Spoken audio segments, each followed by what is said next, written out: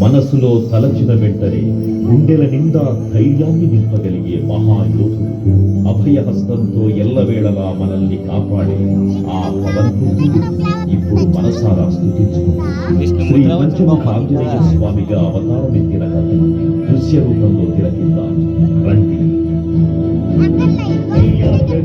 ప్రసన్నాంజనేయం ప్రభాదిత్యకాయం ప్రకీర్తిప్రదాయం భజే బాలగాత్రం భజేహం పవిత్రం భజే సూర్యమిత్రం భజే రుద్రరూపం భజే బ్రహ్మతేజం. అది రామాయణ మహాయుద్ధం భీకరంగా సాగుతున్న తరుణం. శ్రీరామచంద్రుని సారథ్యంలో వానర సైన్యంతో విజృంభిస్తూ లక్ష్మణస్వామి తనతో పోరాటం చేస్తున్న రావణుడి కుమారుడు ఇంద్రజిత్ తలని బాణంతో ఒక్క వేటుతో వేరు చేశాడు. ఇంద్రజిత్ మరణ వార్త విన్న రావణుడు ఆవేశంతో ఊగిపోయాడు. ప్రతీకారం కోసం పాతాళ లోకాధిపతి తన సోదరుడు అయినటువంటి మహిరావణుడి సహకారం కోరాడు.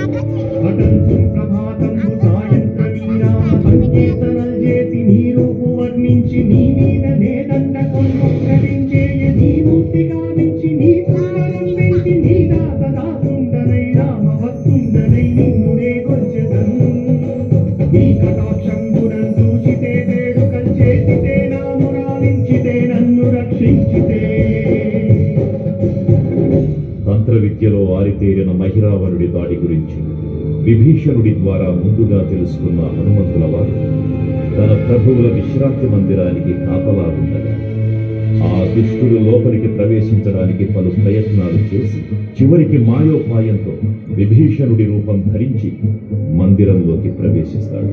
నిద్రిస్తున్న రామలక్ష్మణులను అపహరించి పాతాళ లోకానికి తీసుకెళ్తాడు.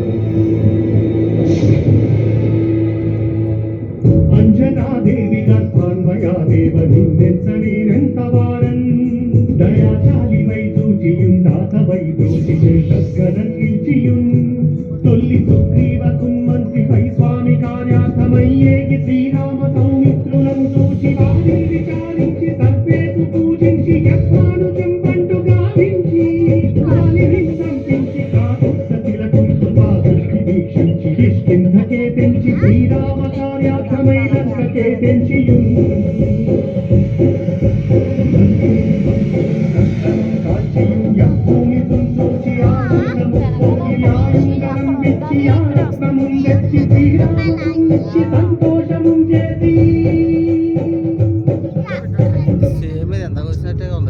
తన ప్రభువులను కాపాడుకోవడానికి వాయువేగంతో పాతాళ లోకానికి చేరుకున్న ఆంజనేయ స్వామికి సగం మొసలి సగం వానర రూపంలో ఉన్న వింత జీవి ముఖద్వారం వద్ద కాపలా కాస్తూ కనిపిస్తుంది.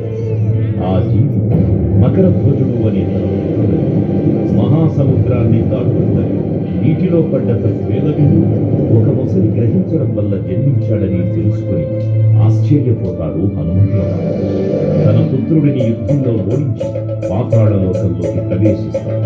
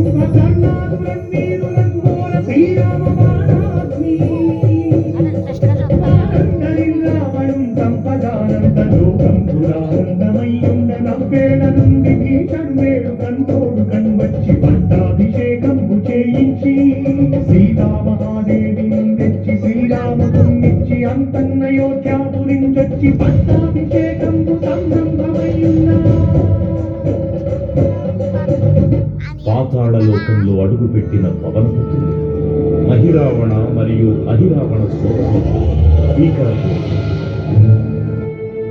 5 దిక్కులలో ఉన్న 5 దీపాలను ఒకేసారి ఆర్పడం ద్వారా మాత్రమే వారి మరణం సంభవిస్తుందని చెప్పారు. అప్పుడు మహాబలి 5 ముఖాల ధారణ చేసి పంచముఖ ఆంజనేయునిగా అవతరించి ఏకకాలంలో 5 దీపాలను ఆర్పివేసి ఆ దుష్ట సోదరులను తుదముట్టిస్తారు.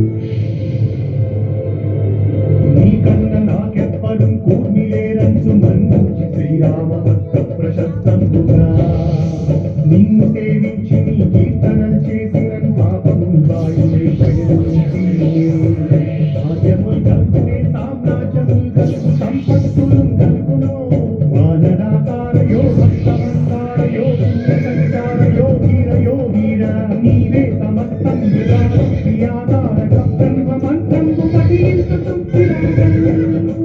వజ్రదేహంబును దాచి శ్రీరామయంతున్ మనకు దూతమైన ఎప్పుడు తప్పకన్ తలసు నా జిహ్వయందుండి నీ దీర్ఘదేహము త్రైలోక్య సంచారివై రామనామాకి సత్యారివై బ్రహ్మదేశమునం గౌతనీ జ్వాల కల్లోల మహావీర హనుమంత ఓంకార శబ్దంబులన్ భూత ప్రేతంబులన్ పెంపిశాచంబులన్ శాకిని దాకిని త్యాగులన్ గాలి దెయ్యంబులన్ నీరు వారంబులన్ చుట్టి నేరంబరన్ పట్టి నీ ముష్టి ఘాతంబులన్ బాగుదండంబులన్ లోకఖండంబులన్ తుంచి కాలాతిరుతుండవై నీవు బ్రహ్మ ప్రమాణంబై నీ నిత్యదేశంబులున్ చూచి దారోలిన ముక్తు నరసింహయంతు దయా దృష్టి వీక్షించి నన్నేలు నా స్వామి ఓ ఆంజనేయ నమస్తే సదా బ్రహ్మచారి నమస్తే నమో వాయుపుత్ర నమస్తే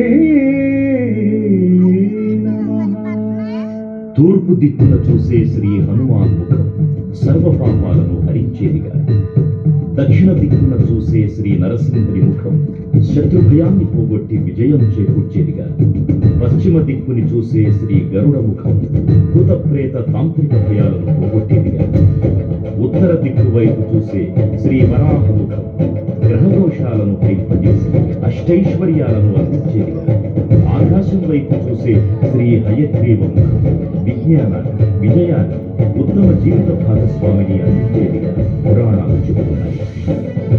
కావున భక్తుల అన్ని విధాలుగా మనలను ఆపుకుని శ్రీ ఆంజనేయ స్వామిని మనసారా స్మరించుకుని ధరించండి. శ్రీ శ్రీ శ్రీ మహావీర బజరంగ బలికి జై.